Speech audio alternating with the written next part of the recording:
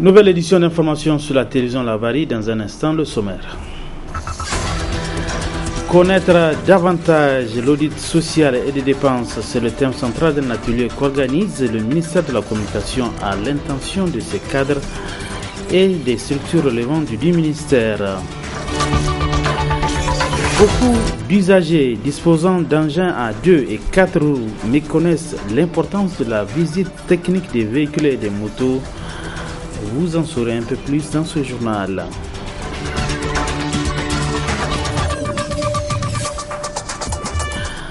Mesdames, Messieurs, bonsoir et bienvenue sur cette nouvelle édition d'information sur la télévision Labari. Cérémonie hier après-midi du lancement officiel des travaux de construction de plusieurs importantes infrastructures au site du Centre national de spécialisation en élevage et au Centre national de recherche agronomique. Financé par le programme de productivité agricole en Afrique de l'Ouest, PPAO Niger, ces travaux seront exécutés dans un délai contractuel de 6 mois. D'autres précisions avec notre reporter Souleymani Barma. La présente cérémonie marque le lancement officiel des travaux de construction de plusieurs infrastructures prévues pour le fonctionnement optimal du Centre national de spécialisation en élevage CNEN et du Centre national de recherche agronomique CNRA.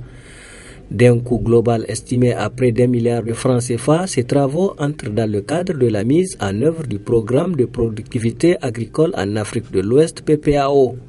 Il s'agit du siège du CNRA qui comprend un bâtiment 2 niveaux, muni d'une quinzaine de bureaux, de salles de réunion, d'un centre de documentation pour un coût total estimé à 296 500 164 francs CFA.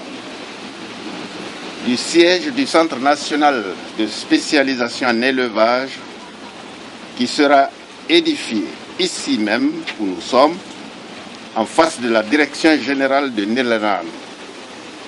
Ce centre comprendra un bâtiment 2 niveaux avec une vingtaine de bureaux, 2 salles de réunion, 2 grandes salles de conférence, un centre de documentation, le tout pour un montant de 387 090 062 francs CFA.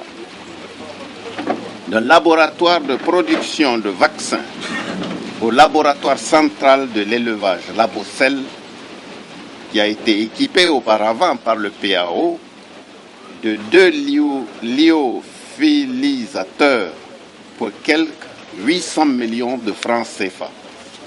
Le coût estimé de ce laboratoire est de 152 395 469 francs CFA.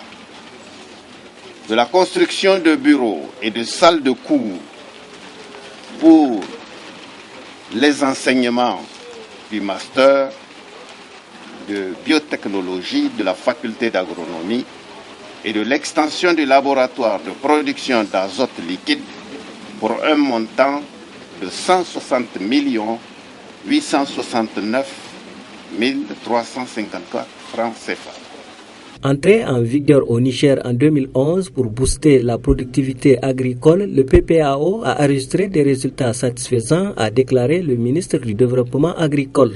Le PPAO enregistre aujourd'hui des résultats appréciables dans les domaines de l'amélioration de la productivité de lait et de viande par la maîtrise de la reproduction, de l'amélioration génétique et l'alimentation des animaux, de l'accroissement de la productivité agricole par le renforcement du secteur semencier et la réduction des pertes post-récolte, la génération et la diffusion de technologies, le renforcement des capacités avec la formation d'étudiants en master et en PhD dans le domaine agricole et vétérinaire. Un délai de 6 mois a été accordé aux entreprises chargées de l'exécution de ces travaux. C'est pourquoi le ministre Médache Alain Bey a appelé les uns et les autres à un sens de responsabilité pour le respect strict des engagements pris. Connaissance de l'audit social et des dépenses, tel est le thème d'un atelier de renforcement de capacités organisé à l'intention des cadres centraux et des structures sous tutelle du ministère de la Communication. Et c'est le premier responsable de ce département ministériel, Yehouza Sadissou, qui a présidé l'ouverture officielle de cette formation ce matin. C'était en présence de notre reporter Michel Dji. C'est le 3e atelier de ce genre après les assises de janvier et de juin dernier organisées par le ministère de la Communication sur des thématiques similaires. Le présent atelier est une nouvelle occasion pour l'inspection générale des services du ministère de la Communication et des relations avec les institutions d'échanger, de partager et de sensibiliser les parties prenantes au niveau central et des démembrements du département ministériel sur les questions touchant aux ressources humaines et aux dépenses publiques. Ce moment de partage a pour objectif de donner plus de cohérence à la conduite des missions entrant dans le cadre d'intervention, c'est-à-dire l'audit social et des dépenses.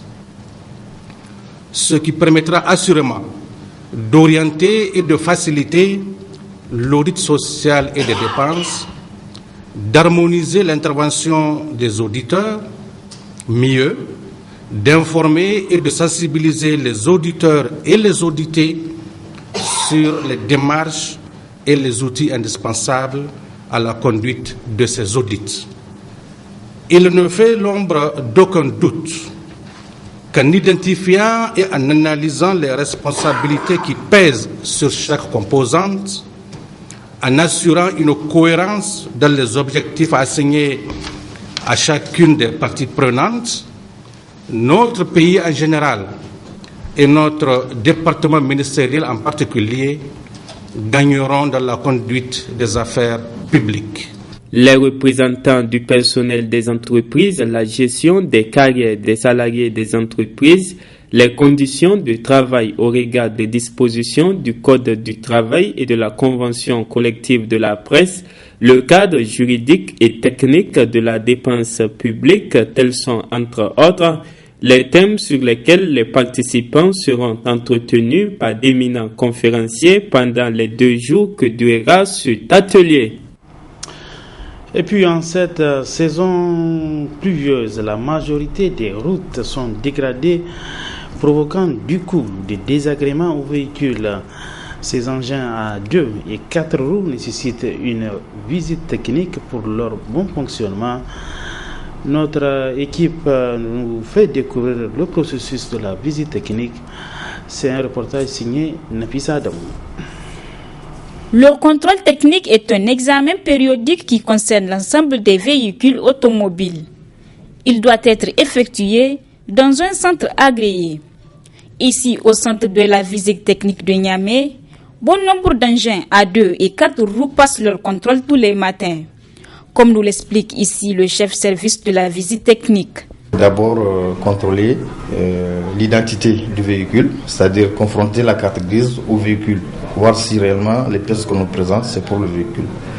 Ensuite, nous faisons ce qu'on appelle l'analyse de gaz, pour voir si le véhicule répond aux normes, s'il ne pollue pas, que ce soit au niveau des diesel comme au niveau de l'essence. Ensuite, le véhicule passe sur la plaque de ripage pour voir s'il y a un problème de parallélisme. Après, le véhicule vient au niveau de les suspensions. Là, voir si les suspensions sont en bon état, c'est-à-dire leur efficacité doit dépasser 40%. Essieu avant, essieu arrière. Le véhicule ensuite se positionne sur les bandes de freinage pour voir si les freins ont une efficacité tolérable par les normes établies. Et après, nous positionnons le véhicule sur les plaques à jeu.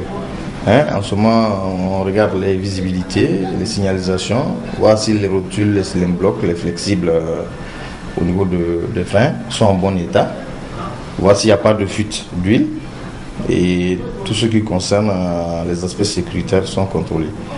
Et on finit la visite technique par le contrôle de la luminosité au niveau des phares, pour voir si les phares éclairent bien au niveau du véhicule. les motos, d'abord, c'est de contrôler, voir si la carte grise répond réellement à la moto. Hein? Ça, c'est la première des choses. Voir si les signalisations sont en bon état, voir si les roues réellement sont en bon état, voir s'il a un bon phare, hein? Et aussi au niveau du freinage. Au Niger, le contrôle technique est devenu obligatoire vu son importance pour la sécurité routière. Loi qui demande aux usagers d'avoir cette visite technique, de contrôler pour sécuriser davantage les routes. Donc, tout usager qui n'arrive pas à respecter cette loi, bien sûr, enfreint des règles élémentaires. Là. Les véhicules particuliers, la validité est de 1 an. Mais pour les véhicules de transport, tels que les Faba et les taxis, la validité est de 3 mois. Pour les bus, de 6 mois, comme pour les poids lourds, c'est de 6 mois la validité. Bon, pour les motos aussi, c'est de 1 an la validité de la visite technique. En cette période de saison pluvieuse où les routes sont pratiquement dégradées, il est important que les citoyens pensent à révisionner de temps à autre leur engin pour une bonne sécurité routière. Je rappelle que vous pouvez suivre en partie magazine de ce journal l'intégralité de la déclaration rendue publique hier après-midi par le bureau politique national de la CDS Rahama. Campagne agricole 2015, un arrêt des précipitations est observé depuis quelques jours, notamment à Niamey dans ce mois d'août. Malgré cela, la situation n'est pas inquiétante selon les services de la météorologie.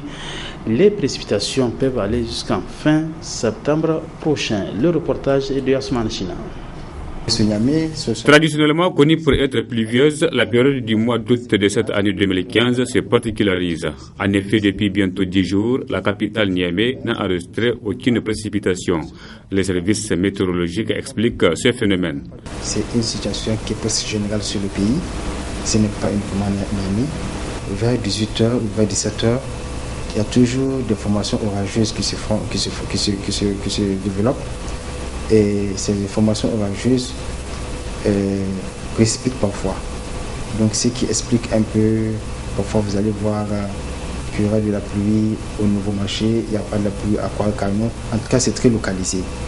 Mais le plus souvent aussi, les systèmes bien organisés, les systèmes développés, ils prennent naissance comme celui-là, ils prennent naissance, vous voyez, soit sur l'est du pays ou bien sur l'Aïe. Et ce système-là, de propagation, c'est une propagation d'est vers l'ouest. D'accord? Il se dirige toujours vers les régions du fleuve. Mais le fait que Niamey soit là, et que vers 18h, il y a toujours ces précipitations très localisées, suivant un certain nombre de quartiers, n'est-ce pas, fait en sorte que à partir de 19h, parce que le système là, même s'il prend naissance, parfois ceux de l'Aïe prennent naissance de l'après-midi suite à l'insolation, donc ils se dirigent, donc on l'espère le plus souvent vers 22h, 23h. Ceux qui sont à l'est ou bien sur le Damagaran viennent un peu vers après minuit. Donc tant qu'à Niamey, il y a cette fraîcheur là qui se fait à partir de 18h.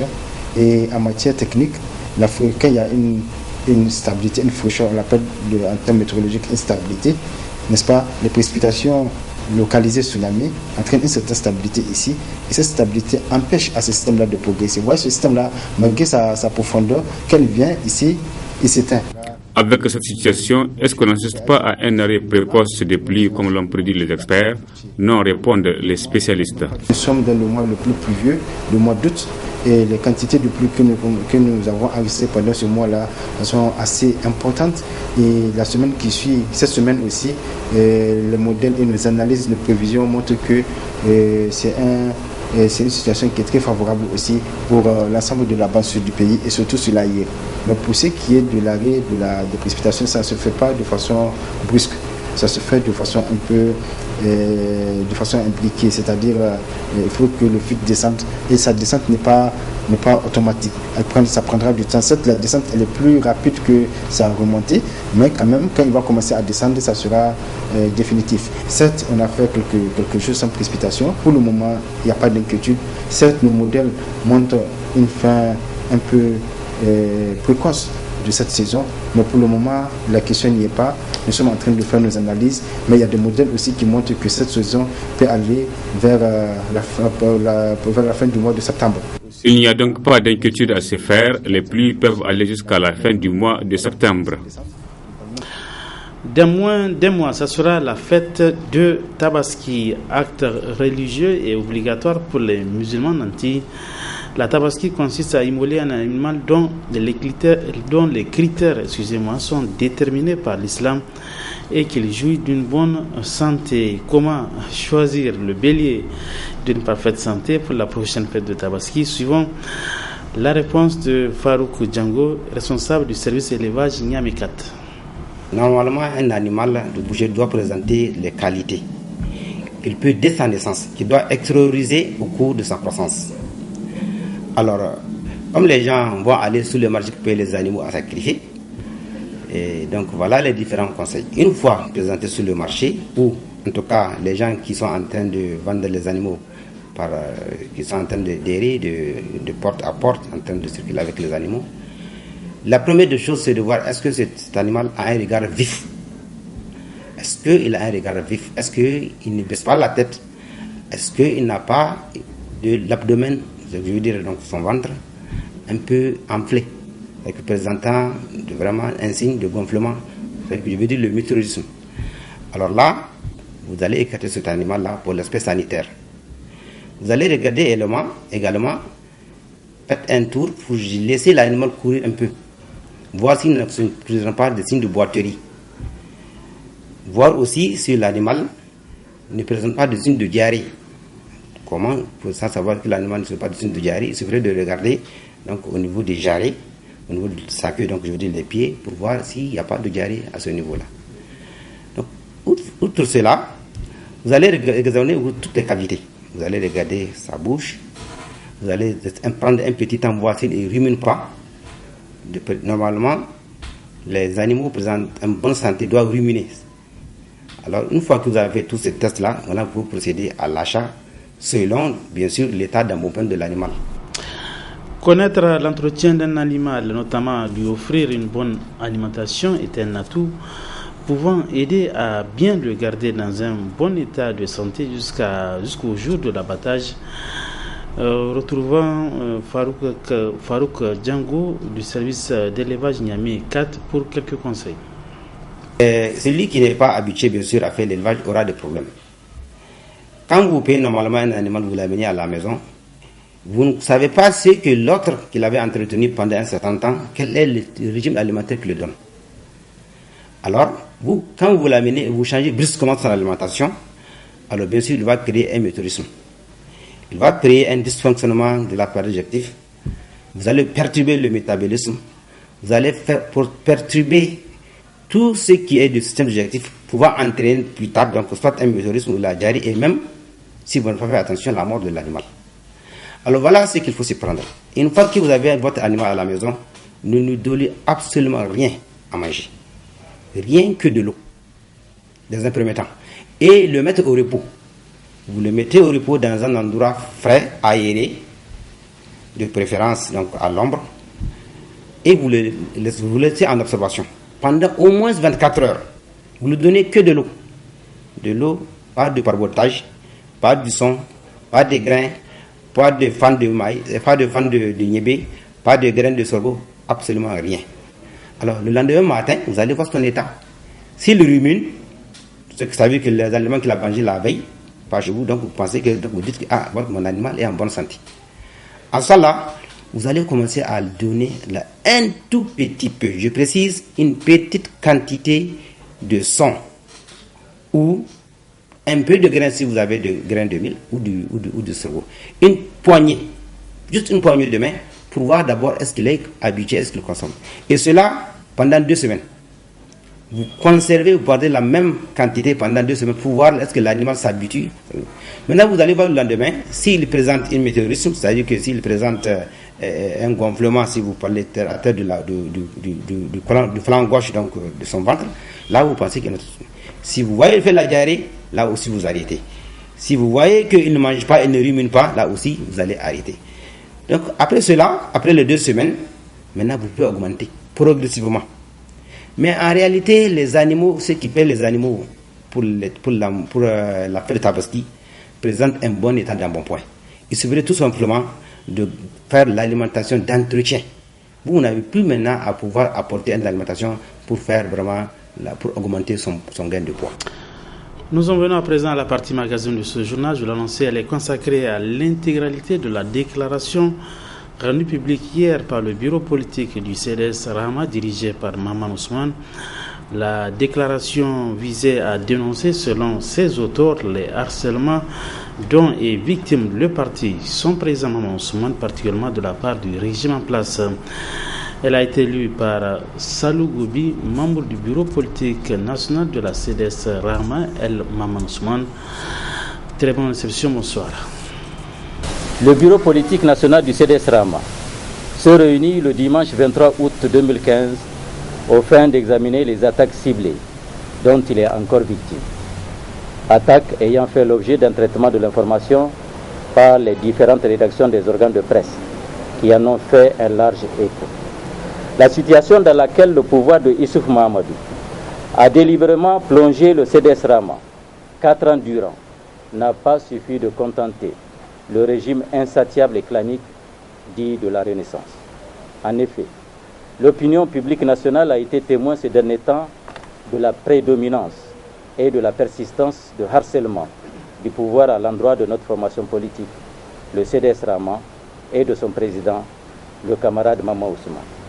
Pour mieux comprendre les raisons du harcèlement contre le parti, le CDS Rahma et son président, le camarade de Maman Ousmane, il est important de faire un bref rappel des faits récents. De jugement en jugement, le président du CDS Rahma, le camarade Maman Ousmane, a saisi par lettre numéro 10 en date du 20 mai 2015 le Premier ministre chef du gouvernement Brigitte Raffini par rapport à la représentation du parti au CNF, à la CENI et au CNDP.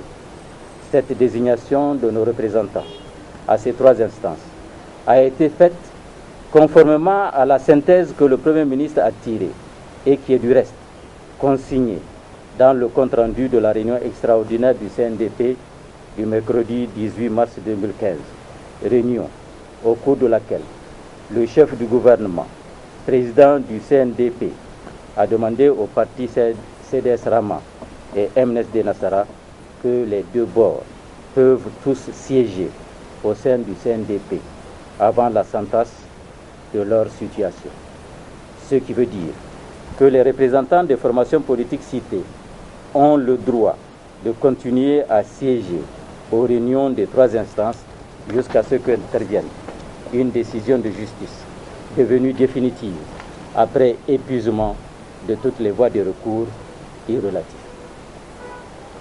3 mois après cette correspondance, le Premier ministre décide de se dédier en notifiant au président Maman Ousmane dans une lettre datant du 20 août 2015 qu'en attendant la décision de la Cour d'appel, seuls siégeront au sein des structures de la CENI, du CNF et du CNDP les représentants désignés par les instances issues des prétendues 13e Assemblée générale et du 7e congrès organisé par les dissidents. 2 raisons sont avancées par le chef du gouvernement.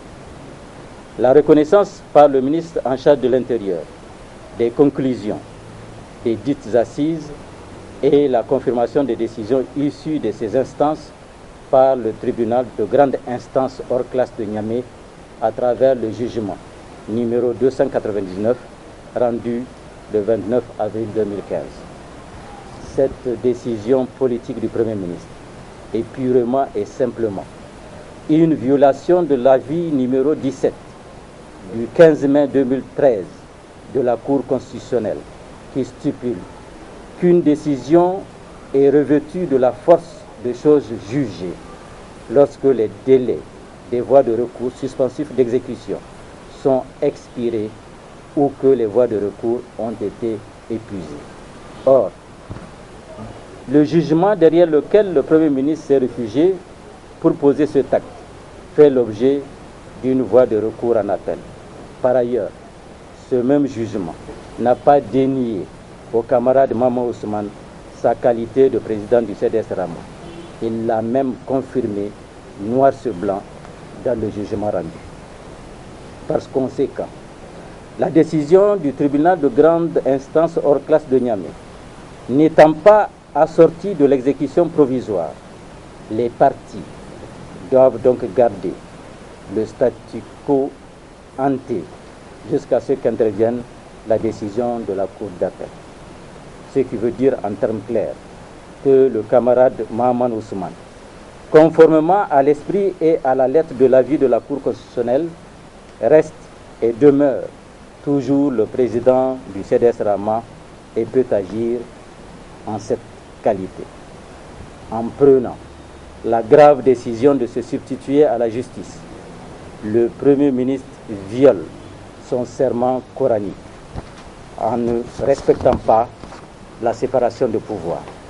Il viole par ailleurs les décisions consensuelles du CNDP du 18 mars 2015. Le bureau politique national du CDS Rama déplore ce comportement partisan du Premier ministre, chef du gouvernement et président du Conseil national de dialogue politique. À la lumière de ce qui précède, le ridicule et laconique communiqué de presse signé et publié est un acte d'individus malveillants, désespérés et désemparés qui voient venir incontestablement une piteuse et triste fin de règne, d'où la panique de ces fugitifs face à la création du Fonds patriotique et républicain par un groupement de partis politiques, d'organisations syndicales et de la société civile. C'est ce qui justifie leur attitude honteuse et avalissante qui consiste à s'accrocher au label et attributs du CDS Rama, leur seule bouffée de sauvetage qui les a fait grandir et qu'ils cherchent pourtant, coûte que coûte, à éliminer de la scène politique pour des raisons foncièrement égoïstes et prébendières.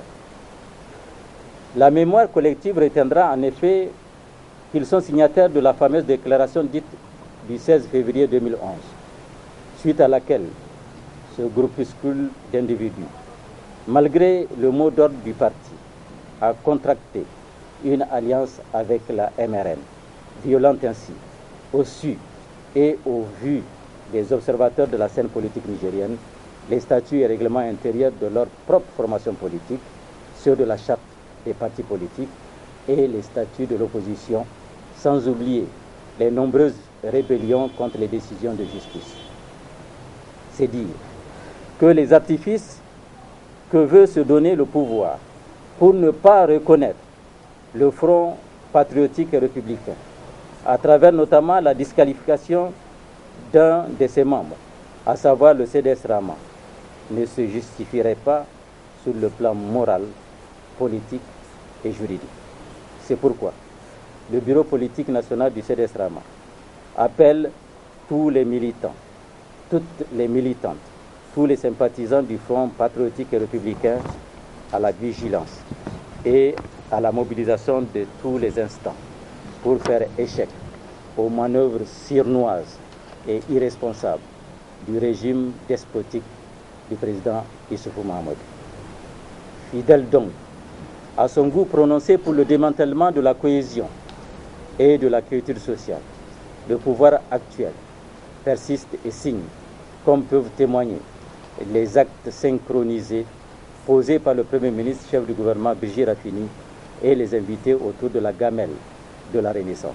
Ces mercenaires et dissidents politiques, dont les actes et les faits, frappés du sceau de l'indignité et de la décrépitude, doivent inspirer le nouveau législateur en vue d'assainir définitivement la vie politique nigérienne, en la débarrassant des vermines et des picassiettes sous le couvert du nomadisme politique et qui sont devenus des dangers potentiels pour la paix sociale, la concorde nationale, l'état de droit et l'ancrage de la démocratie dans notre pays.